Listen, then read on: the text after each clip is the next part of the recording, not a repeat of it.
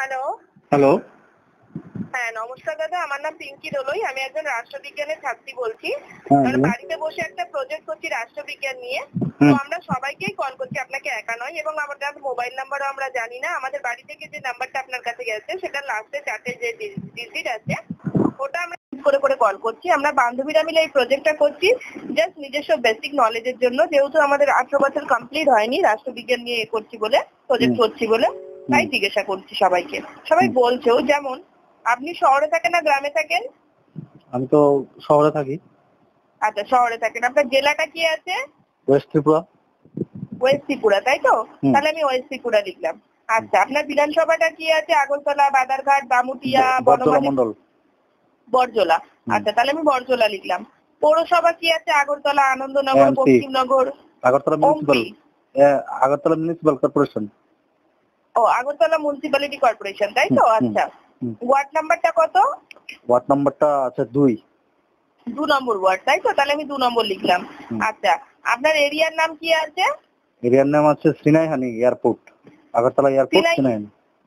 সিনাইহানি, হুম। SINAI, না, সিনাইহানি। CHINAI। ও, CHINAI, NAI HANI। আচ্ছা, হুম। সিনাইহানি। হুম। আচ্ছা, আপনার বয়স কত? আমার 35। 35। হুম, আচ্ছা, যেহেতু আমরা রাষ্ট্রবিজ্ঞান নিয়ে পড়ছি বলে আমাদেরকে এই প্রশ্ন উত্তরগুলো করতে হচ্ছে, হুম, ঠিক আছে? তো আমাদের এটা প্রশ্নের উত্তরের পদ্ধতি আর কি, সবাইকেই জিজ্ঞাসা করছি, আপনাকে একা নয়, জাস্ট হুম, নিজস্ব বেসিক নলেজ, আর হুম। কিছু না। আচ্ছা। যেমন আপনি 2019 সালে লোকসভা নির্বাচনে কোন দলকে ভোট দিয়েছিলেন? এটা আমার তো পার্সোনাল, আপনাকে কেন বলবো?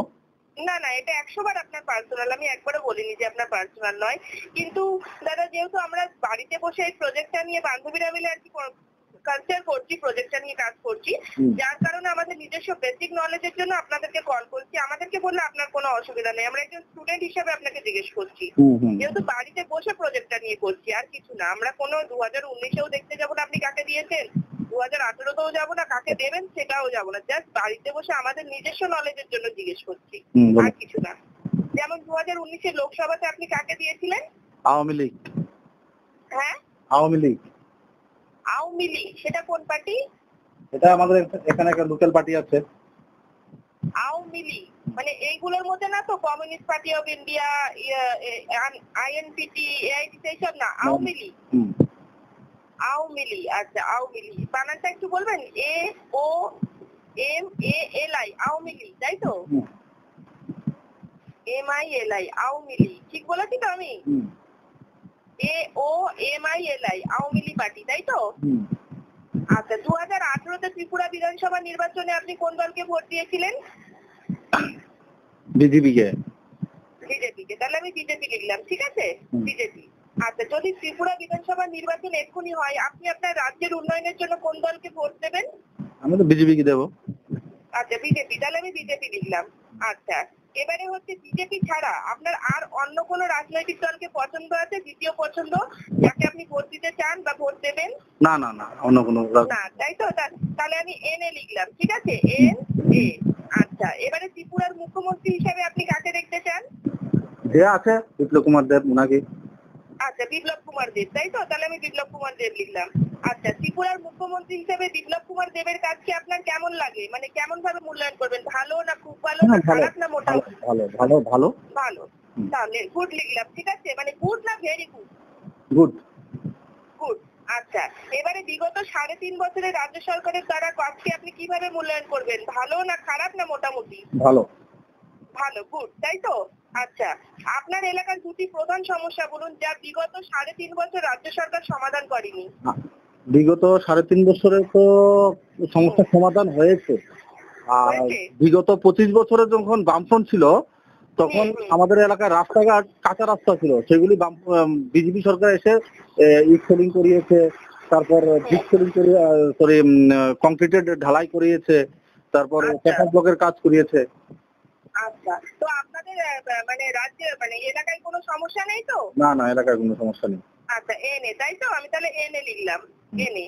আচ্ছা, এবারে যেমন ধরুন, হ্যাঁ, যেমন আপনার মতে আপনার বিধানসভা অঞ্চল থেকে কোন রাজনৈতিক দলের নেতা দাঁড়ালে মানুষের একটা ধারণা থাকে না হুম। ইনি দাঁড়ালে ইনি হেরে যেতে পারে, ওটাই আর কি জাস্ট আমাদের প্রশ্নের উত্তর। বিগত আপনার বিধানসভা অঞ্চল থেকে বিগত দিনে তো এখান থেকে কংগ্রেস পাস করে আসতো।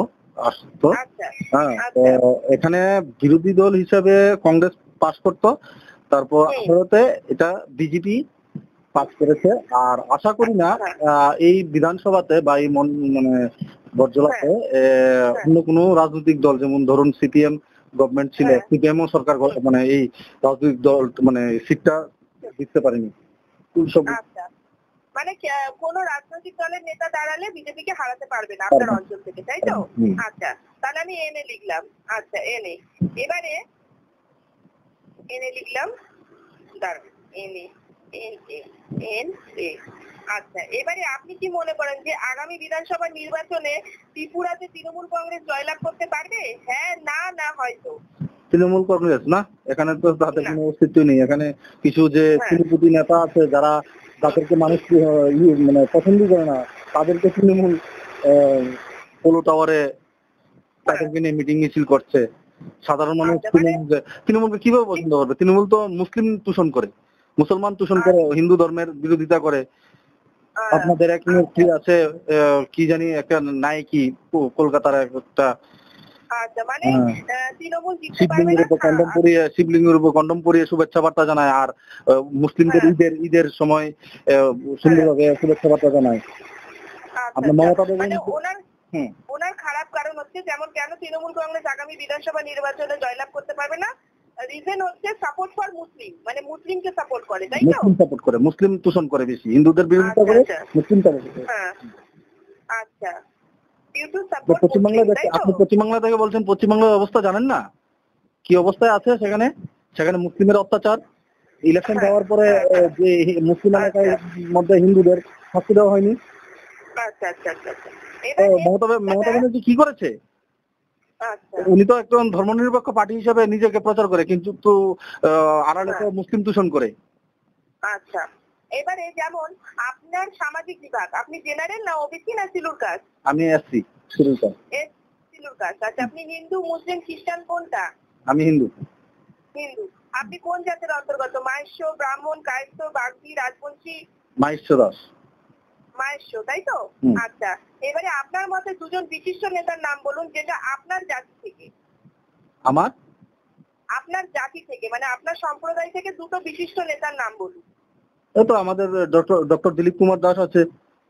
ডক্টর দিলীপ কুমার দিলীপ দাস। কুমার দাস, হুম। DILIP, দিলীপ কুমার, হুম। KUMAR, কুমার দাস, তাই তো? ডক্টর দিলীপ কুমার দাস। আর একজন আরেকজন আছে মিঠুন দাস বৈষ্ণব।